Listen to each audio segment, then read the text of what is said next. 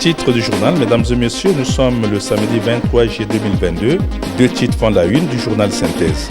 Lancement des épreuves du BPC à Mboukou dans le Kouilou, puis constat de notre rédaction sur la production des beignets et du pain à Pointe-Noire. Bienvenue à tous.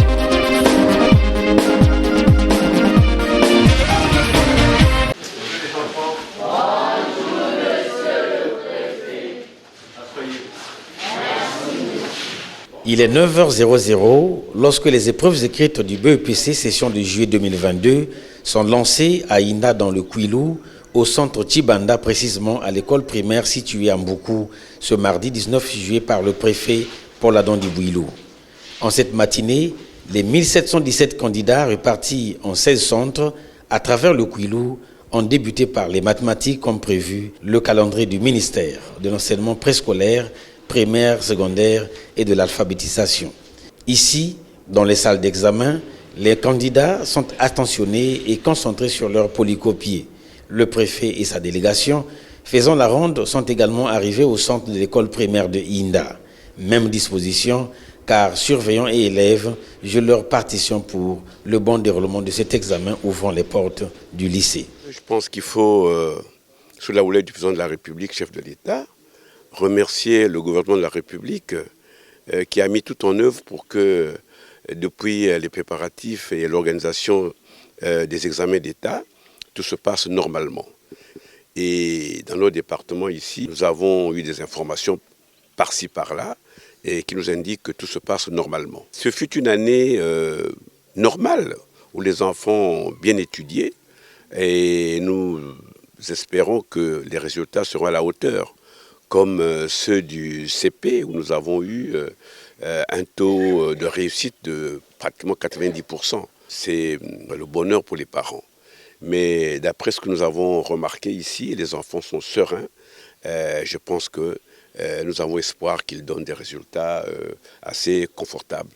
Enfin, l'an dernier, le département du Kouilou a présenté 1370 candidats pour un taux de réussite de 49,52%, occupant ainsi le 5e rang dans le classement national. Pour concentrer, prendre du temps pour bien réfléchir. Nous vous souhaitons bonne chance. Merci, monsieur.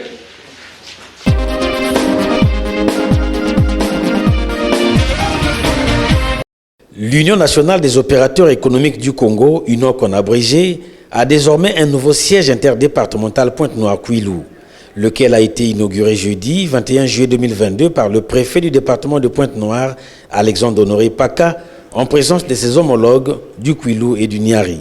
C'était au cours d'une cérémonie rehaussée par la présence du docteur Jean-Daniel Ovaga, président national du LUNOC, ayant tout aussi fait le déplacement pour installer le nouveau président interdépartemental Pointe-Noire-Kouilou, Emmanuel Sitou, succédant à Omar Bemba, président interdépartemental sortant. Bien avant, la directrice de cabinet du président de l'UNOC, Aurore Olanzobo, a procédé à la présentation de l'UNOC tout en s'appesantissant sur les exigences majeures de cette plateforme. Depuis des décennies, l'UNOC doutait d'elle-même.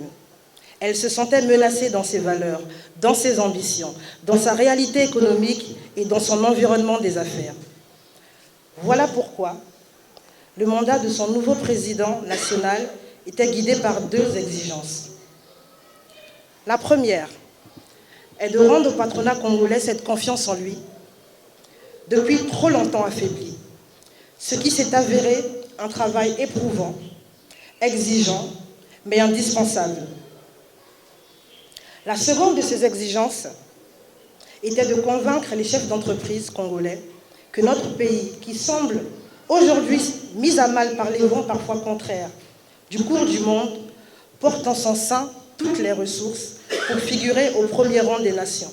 Par la suite, les invités ont suivi avec attention d'autres présentations, notamment celles de l'ACPCE, du FIGA et du groupe Chardon-Farel.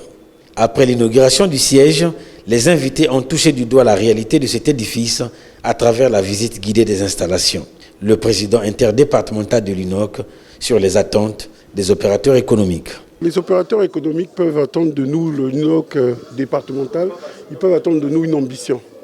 L'ambition, c'est d'aller conquérir des marchés importants, des parts de marché, vers des multinationales qui ne demandent qu'à vouloir travailler avec nous, qui nous demandent simplement d'être structurés, organisés, qui n'attendent que nous. Nous, déjà, moi, avec une de mes structures, je l'ai fait. À partir du moment où j'ai réussi à la faire, ceux qui viendront, on va leur donner les recettes pour qu'ils puissent nous accompagner, pour qu'on aille chercher des parts de marché importantes pour contribuer au PNB national. L'UNOC demeure cette plateforme qui porte haut la voix du secteur privé national, mais aussi de la relance économique.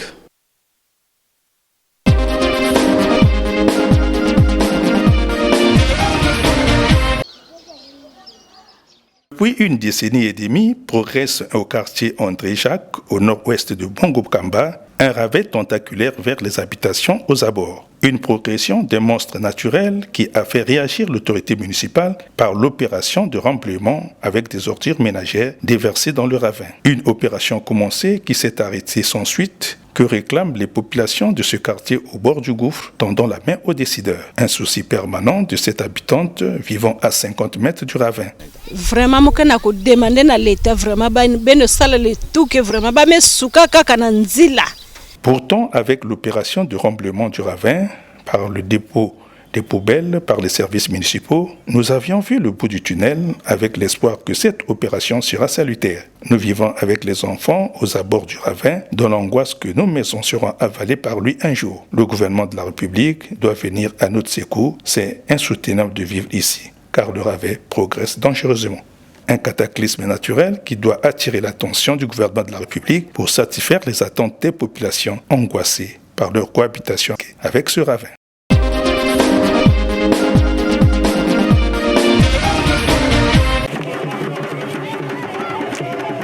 Feux d'artifice, danse traditionnelle, liesse des populations, c'est dans cette ambiance qu'a été reçu ce dimanche 17 juillet 2022 Maurice Mavungu, candidat du mouvement Action et Renouveau MAR en abrégé aux législatives dans la 3e circonscription électorale de Lumumba à Pointe-Noire.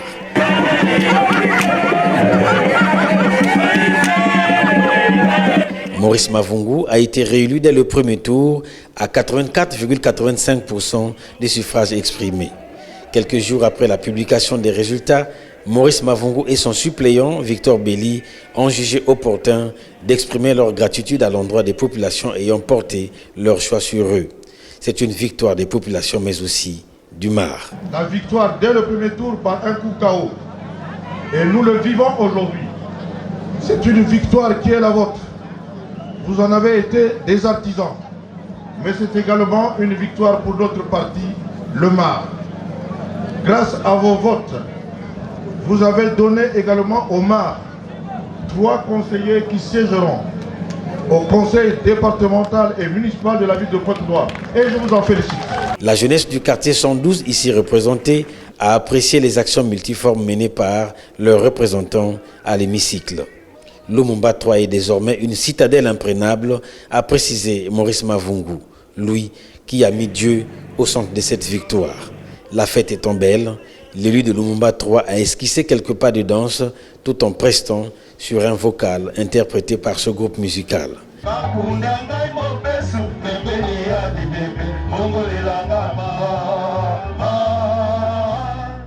Joie exprimée par le candidat élu de cette circonscription pour les résultats obtenus.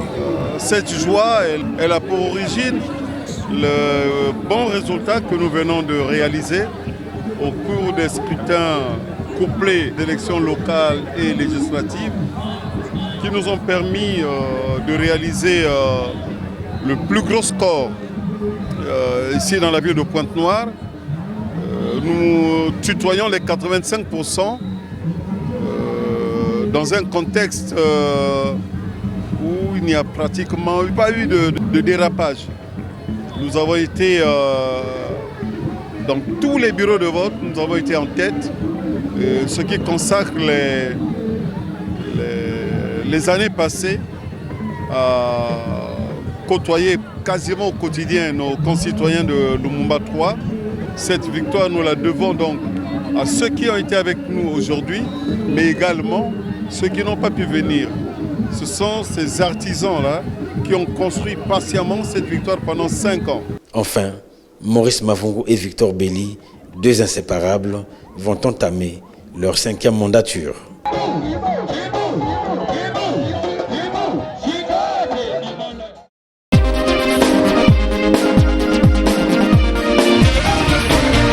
Face aux conséquences socio-économiques de la guerre en Ukraine ayant affecté l'importation de l'huile et de la farine, le beignet et le pain ne se fabriquent plus au vœu des mamans beignets et des boulangers de Pointe-Noire. Ces derniers se plaisent à réduire la quantité d'huile et de farine pour des poids non habituels de ces deux produits. D'un constat sélectif, le beignet et le pain fabriqués dans ces conditions de précarité perdent progressivement l'audience qu'ils avaient auprès de leur clientèle. L'on observe des petits boules de beignets et du pain effilé répandant des croûtes de mie en mangeant. Cette flambée de prix d'huile et de farine n'est pas du goût de ces ouvriers de l'informel.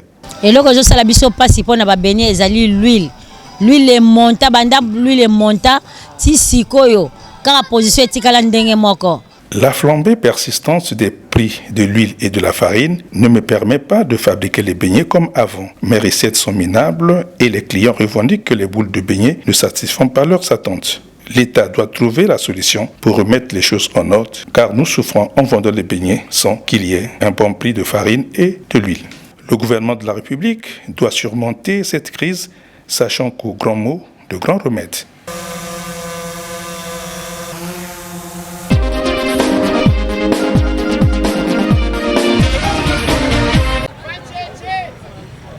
Quatre ans après sa création, la Fondation Anatole Kolini Makosso excelle dans ses œuvres socioculturelles d'accompagner et encourager les candidats au bac et au BPC en leur garantissant le transport à 0 francs CFA.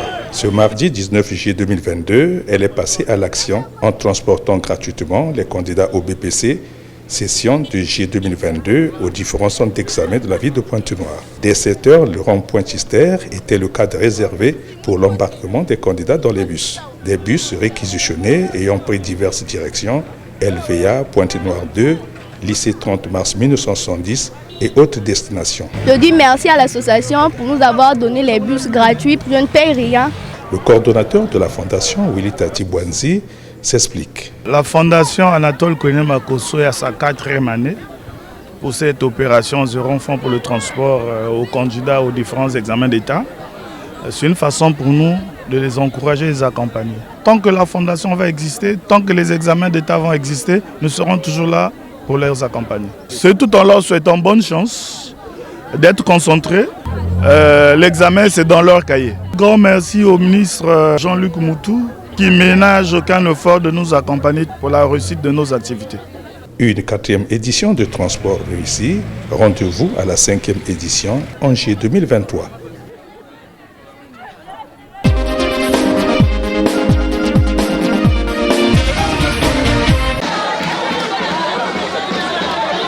C'est sur un score de 56,34% que le candidat de la majorité présidentielle, Brice Dimitri Bayendissa, candidat du Parti congolais du travail, a été réélu aux législatives dans la 2e circonscription électorale de Tietie dans la ville océane. En vue de célébrer cette réussite, les mandants de ce candidat réélu sont arrivés l'accueillir triomphalement à l'aéroport international Antonio Agostino Neto de Pointe-Noire.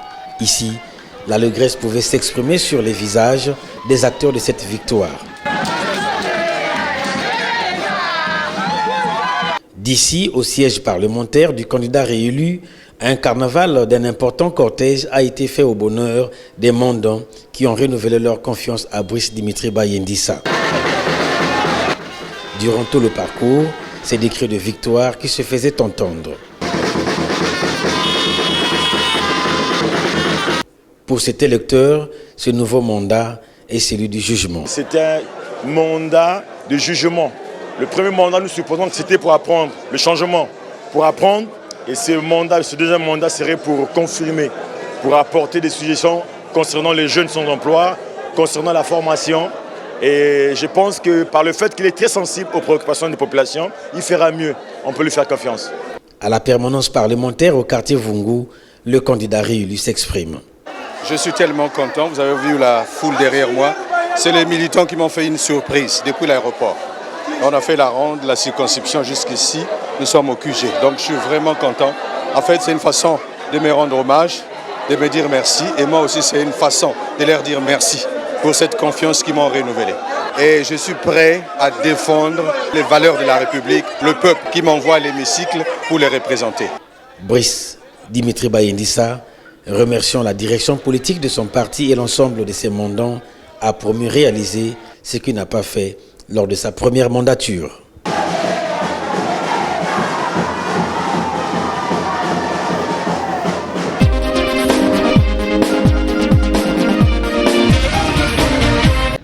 C'est à Tchambanzassi, à l'école primaire Jean-Baptiste Atiloutar, que le préfet du département de Pointe-Noire, Alexandre Honoré Paka et sa suite ont commencé la ronde des centres de vote de ce département pour les élections législatives et locales du juillet 2022. Dans la délégation préfectorale, les corps diplomatiques représentant les organismes internationaux. Dans ce centre de vote, les électeurs ont exprimé leur esprit démocratique car ils ont accompli tout au moins leur devoir civique. Même décor à Titanzi, toujours dans la sous-préfecture de Tchambanzassi. Les bureaux de vote ont été ouverts depuis la première heure, d'où le quasi-remplissage des urnes comptant d'une part pour les législatives et d'autre part pour les locales. Du côté des bulletins de vote, aucune revendication enregistrée de la part des candidats ou de leurs représentants. Après Titanzi, le préfet du département de Pointe-Noire s'est rendu à l'école primaire de Timbamba. Dernière étape, le centre La NASA de Ngoyo où il a procédé au vote. Issa Wagé, consul général du Sénégal, fait une lecture positive. Je pense que la lecture elle est positive. Okay. Il n'y a pas eu de problème majeur, même s'il y a eu quelques retards. Quelques présidents que nous avons contactés ou bien que nous avons échangé avec, ils nous ont rassuré qu'il y a eu quelques anomalies, mais que ça a été réglé. Le préfet du département de Pointe-Noire, quoique satisfait, appelle au renforcement du processus démocratique. Je peux dire que c'est pour nous un motif de satisfaction parce que le scrutin s'est déroulé correctement, sans heurts, jusqu'à l'heure où je viens de voter. Et je voudrais donc également féliciter l'ensemble des populations et de la commune et du district de Tchambanzassi pour avoir compris que le processus démocratique doit se renforcer. Et il doit se renforcer par la participation à tous les actes que nous posons, notamment au processus électoral. Je crois que c'est une grande satisfaction.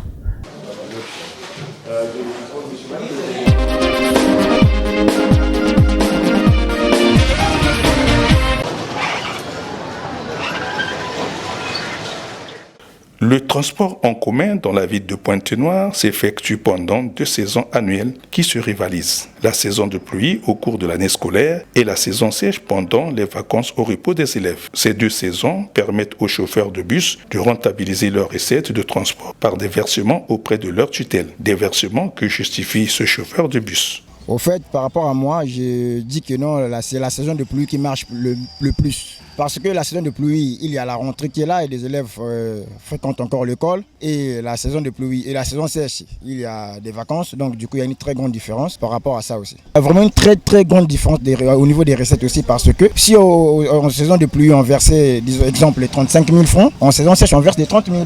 Vu qu'il y a une très grande différence par rapport à l'absence des élèves et tout. 2 saisons de transport garantissant la circulation des biens et des personnes dans la ville de Pointe-Noire qui doivent permettre aux chauffeurs et à leurs patrons de mettre un peu d'eau dans leur vin par une tolérance zéro au versement journalier.